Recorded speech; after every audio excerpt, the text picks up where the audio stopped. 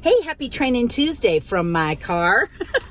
I'm out and about. I am Kim Irwin. I'm an independent consultant with Arbonne International and thankful that you're here with me today. I want to talk about the relationship between food and sleep.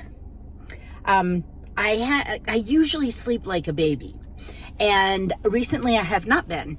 And I've been kind of interested as to why that is. Is there some sort of relationship between me not really being as strict with my good nutrition as I normally am?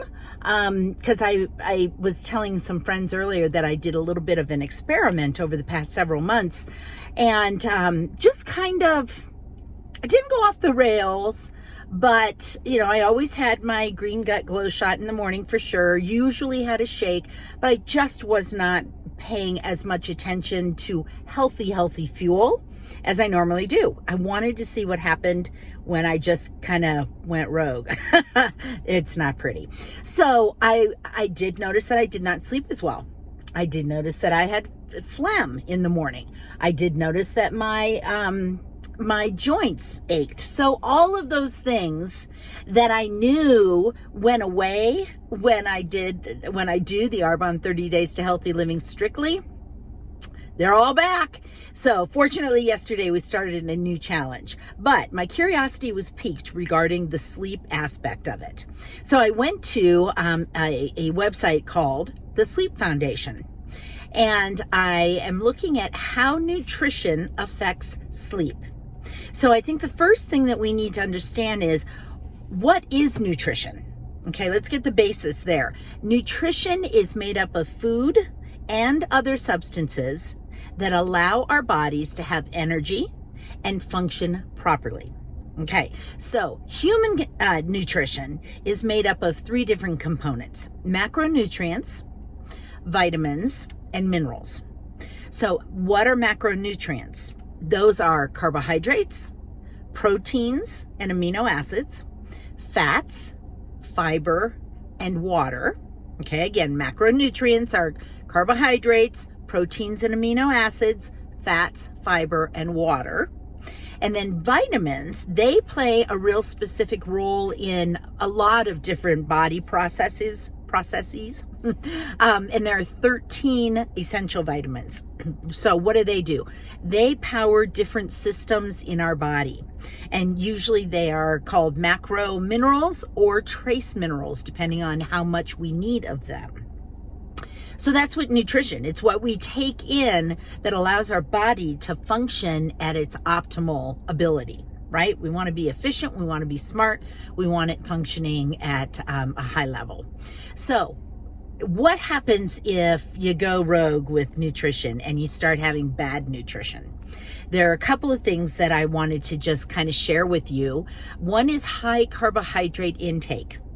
So I think we all, maybe not all, but a lot of us will think, I'm emotionally eating. I'm going to go, and have sugary desserts, or I'm going to go and have just something that's in high carbohydrate. Well, they have been doing studies, and it shows that the number of awakenings, so how much you wake up at night, will increase, and your deep sleep decreases. I'm way into this whole sleep thing. I use the Apple app that's on my phone, and I wear my watch at night, and it will tell you for your age and so forth where the normal range is for deep sleep, light sleep, REM, which is rapid eye movement, which is typically your dreaming state, and awake. So I pay close attention to that. But it isn't really a surprise when you think about it. If there is a frequent consumption of energy drinks, not our fizz, but energy drinks or sugar sweetened beverages, and you have poor sleep quality. It's just a relationship there. Another study, it was a large study, they said, that showed that if you lacked key nutrients, and those key nutrients are calcium, magnesium, and then vitamins A, C, D, E, and K, that can be associated with sleep problems. Now, they said that research doesn't prove a cause and effect, but it does support the likelihood that a diet affects your hormonal pathways that are involved in sleep. So everything is in sync together in our body. So in one way or another, it's related. Okay, so that's how bad nutrition can adversely affect your sleep. But what about reverse?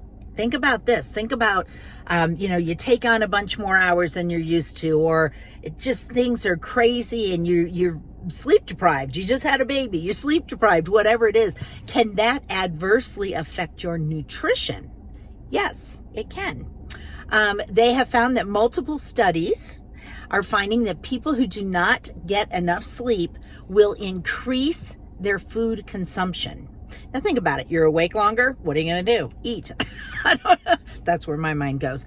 But you're also not expending more energy. So it's feeding yourself, but not exercising. So what is that going to do? That's going to increase your weight. All of those things that come with increased food consumption. And this says, making this worse is that sleep deprivation also appears to provoke, get ready for this, a tendency to select high-calorie foods. And those offer less nutritional benefit, certainly, and cause a greater risk of weight gain. And I think it's been months, maybe a year, since I did a Training Tuesday on that, where when you are sleep deprived, you go for higher calorie foods. And I can't remember right now the exact correlation. We're going to have to go back. And just by the way, I do have a YouTube channel. So I'm not exactly sure how you subscribe to it. I do have some subscribers and I can't even figure out who they are. But if you would like to, you can go to my YouTube channel. Sometimes I'll use that link with my Training Tuesdays. And then the last thing I wanted to talk about is that there are certain hormones that are considered to be driving factors in poor nutritional choices. And those lead to sleep deprivation. So a normal production level of leptin and ghrelin, I think it is. It's GHRELIN. Those help control appetite and hunger. But even if you have short periods of inadequate sleep, those levels are thrown off. So that was part of my training when we talked about the leptin and ghrelin, or ghrelin. I'm not exactly sure of the pronunciation. But anyway, I thought this was interesting information.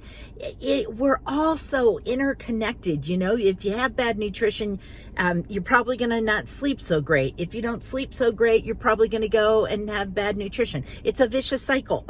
So what's the key? What do? You guessed it. We work on our nutrition.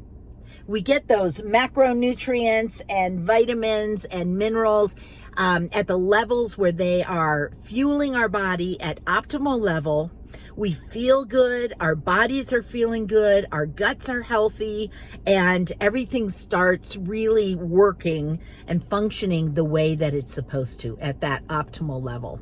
So hopefully this just gives you further information. If you're not sleeping well, take a look at why that might be. And if you're not eating well, take a look at how you're sleeping. And if you're not sleeping well, let's do something about this whole vicious cycle. Alrighty, thank you so much. Hopefully this was some information that you didn't know beforehand. And I will look forward to seeing you again next week.